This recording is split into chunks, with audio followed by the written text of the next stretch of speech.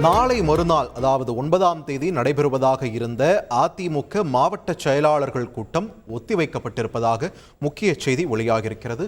இது தொடர்பான கூடுதல் விவரங்களை வழங்குவதற்காக இணைகிறார் எமது செய்தியாளர் பிரகாஷ். பிரகாஷ், வணக்கம். நடைபெற இருந்த இந்த கூட்டத்தின் முக்கியத்துவம் என்ன? இது எந்த காரணத்திற்காக ஒத்திவைக்கப்பட்டிருக்குன்னு ஏதேனும் விளக்கம் கொடுக்கப்பட்டிருக்கிறதா? விரிவான தகவல்கள். அதிமுக மாவட்ட செயலாளர்கள் கூட்டம் வருகின்ற 9ஆம் தேதி காலை 9:30 மணிக்கு நடைபெறும் என்று அறிவிக்கப்பட்டிருந்தது. மாவட்ட செயலாளர்கள் கூட்டத்தோடு தலைமை கழக நிர்வாகிகளும் இந்த கூட்டத்துக்கு வந்து அழைக்கப்பட்டிருந்தாங்க. இந்த நிலையில தற்போது இந்த கூட்டமானது ஒத்திவைக்கப்படுவதாக அதிமுக தரப்புல தெரிவிக்கப்பட்டிருக்கிறது. இதற்கான காரணம் எதுவும் அதிமுக தரப்பில் அறிவிக்கப்பட்டிருக்கக்கூடிய அந்த அறிவிப்புல எந்த விதமான காரணமும் தெரிவிக்கப்படவில்லை. சமீபத்துல கடந்த மாதம் வந்து 10ஆம் தேதியிலிருந்து 19ஆம் தேதி வரைக்கும் முதற்கட்டமாக இந்த நாடாளுமன்ற தேர்தல் முடிவுகள் குறித்து நாடாளுமன்ற தொகுதி வாரியாக ஆலோசனை கூட்டம் எடப்பாடி பழனிசாமி தலைமையில் நடைபெற்றது.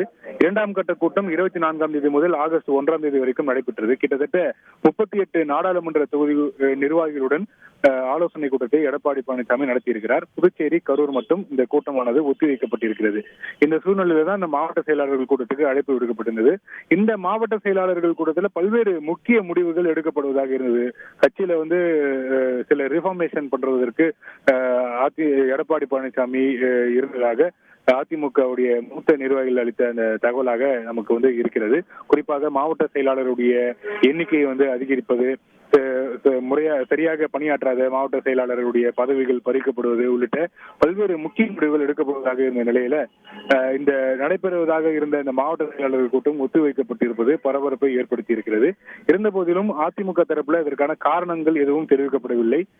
சில முக்கிய நிர்வாகிகள் பேசுகையில் இந்த ஒத்திவைக்கப்பட்டிருக்கக்கூடிய கூட்டம் வருகின்ற 11ஆம் தேதி நடைபெறுவதற்கான வாய்ப்புகள் அதிகமாக இருப்பதாக நமக்கு தகவல் தெரிவித்திருக்கிறாங்க. நன்றி பிரகாஷ், உங்கள் விரிவான தகவல்களுக்கு. செய்திகளை உடனுக்குடன் தெரிந்து கொள்ள உடனே சப்ஸ்கிரைப் பண்ணுங்க.